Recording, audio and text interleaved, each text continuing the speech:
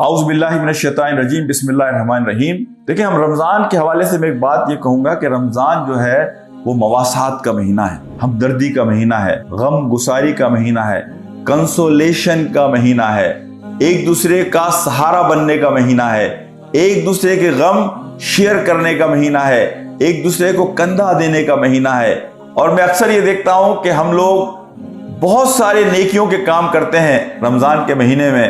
ہم چیریٹی دیتے ہیں، ہم روزے رکھتے ہیں، ہم قیام کرتے ہیں، لیکن ایک چیز جس کی جانب میں یہاں توجہ دلانا چاہتا ہوں وہ یہ ہے کہ ہم بعض اوقات اپنے قریب کے جو لوگ ہیں کہ جو مستحق ہوتے ہیں ہماری توجہ کے، جو مستحق ہوتے ہیں ہمارے چند میٹھے بول بولنے کے، جو مستحق ہوتے ہیں انہیں سہارا فراہم کرنے کے، ان کو ہم نیگلیکٹ کر دیتے ہیں، ان کو ہم نظر انداز کر دیتے ہیں۔ بڑے بڑے پروجیکٹس پر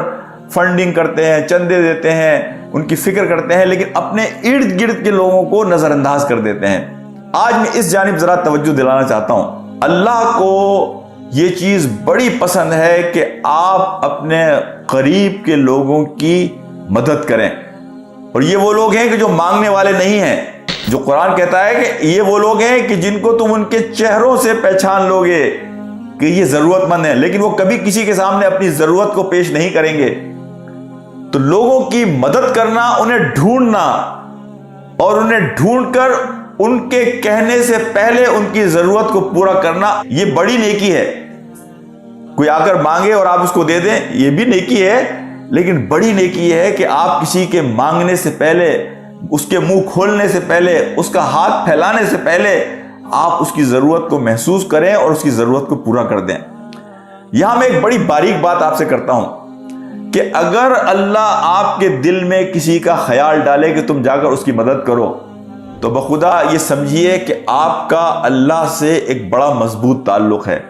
کہ اللہ نے آپ کو یہ اعزاز دیا، یہ مقام دیا کہ اللہ آپ کے دل میں کسی کا خیال ڈال رہا ہے، تو اس پر سب سے پہلے اللہ کا شکر ادا کیجئے۔ دوسرا اس کا بڑا باریک نقطہ یہ ہے کہ جس فرد کے لیے اللہ آپ کے دل میں خیال ڈال رہا ہے، اس کا مطلب یہ ہے کہ وہ بھی اللہ کی قربت میں ہے، اس کا مقام بھی اللہ سے بڑی قربت کا ہے۔ تو لہٰذا ان لمحات کی قدر کیجئے اور اس سے بھرپور فائدہ اٹھائیے کہ جب اللہ آپ کے دل میں کسی کے بارے میں ڈالے تو آپ بڑھ کر اس کام کو کرنے کی کوشش کیجئے اور اللہ کا شکر ادا کیجئے۔ یہاں میں ایک اور بات آپ سے کرنا چاہتا ہوں۔ دیکھیں، جو لوگ لوگوں کی مدد کرنے والے ہوتے ہیں، اللہ انہیں کبھی اکیلا نہیں چھوڑتا۔ جو ٹیسٹمونیل حضرت خدیجہ رضی اللہ تعالی عنہ کا ہے نبی پاک صلی اللہ علیہ وسلم کے بارے میں، کہ جب آپ پہلی وحی کے بعد آتے ہیں اور کہتے ہیں زمبیلونی زمبیلونی، مجھے میری جان کا خطرہ ہے، تو حضرت خدیجہ کیا بات کہتی ہیں نبی پاک صلی اللہ علیہ وسلم سے؟ آپ کہتی ہیں کہ اللہ آپ کو اکیلا نہیں چھوڑے گا، اس لیے کہ آپ یتیموں کا خیال کرنے والے ہیں، آپ مسکینوں کا ہاتھ پکڑنے والے ہیں، آپ بیواؤں کا ساتھ دینے والے ہیں۔ یعنی وہ لوگ کہ جو لوگوں کے کام آنے والے ہوتے ہیں، اللہ انہیں کبھی اکیلا نہیں چھوڑتا۔ اسی طرح سورہ کہف میں جو کشتی والوں کا واقعہ آتا ہے کہ حضرت خضر نے کشتی میں ایک سوراخ کیا، آپ کو یہ بات معلوم ہونی چاہیے کہ بادشاہ نے ساری کشتیاں قبضے میں لے لی تھیں سوائے اس ایک کشتی کے، اس لیے کہ اس میں نقص تھا، حضرت خضر نے اس میں سوراخ کر دیا تھا۔ لیکن اہم بات یہ ہے کہ وہ کشتی چند غریب لوگوں کی تھی، کسی ایک غریب کی نہیں تھی، بلکہ کچھ غریب لوگوں نے مل کر منی پول کی اور وہ کشتی خریدی۔ لیکن وہ ایک بڑا خاص کام کرتے تھے